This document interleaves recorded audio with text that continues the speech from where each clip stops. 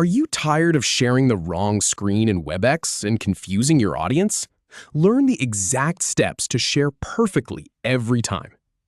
In this tutorial, I'll walk you through the entire screen sharing process, from signing in to starting the share, with all the key options explained. So let's start at the beginning. You'll want to sign in to your Webex account first. This just makes sure all your settings and meeting history are ready to go.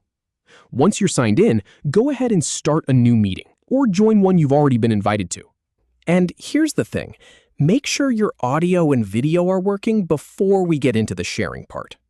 Now, once you're inside the meeting, look at the bottom of your screen for the meeting controls.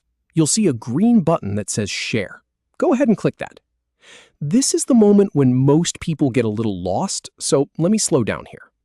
After you click Share, a new window pops up. This is the Share window. Don't rush past this step, because this is where you make one of the most important decisions. You have to choose how Webex optimizes your shared content. There are two options here. The first is Optimize for text and images. Choose this if you're sharing a document, a presentation, a spreadsheet, anything that's mostly static and text-heavy.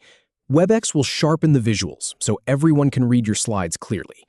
The second option is Optimize for motion and video. Choose this if you're sharing a video clip, an animation, a live demo, or anything with fast-moving content. This makes sure the video plays smoothly for everyone, instead of getting all choppy. I've tested both of these in real meetings, and trust me, picking the wrong one can really mess up the participant experience. So take a second and think about what you're actually sharing. Once you've picked your optimization, click the Share button in the bottom right of that window. Now, depending on your browser, you might see a new prompt from Chrome or Edge or whatever you're using. This prompt asks you what you want to share. You have three choices here. The first is Chrome tab.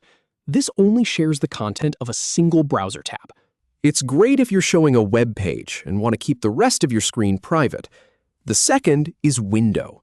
This shares an entire application window, like your PowerPoint or a PDF reader. It's still fairly focused, but gives you a little more room. The third is Entire Screen. This shares everything on your monitor. Every window, every notification, everything.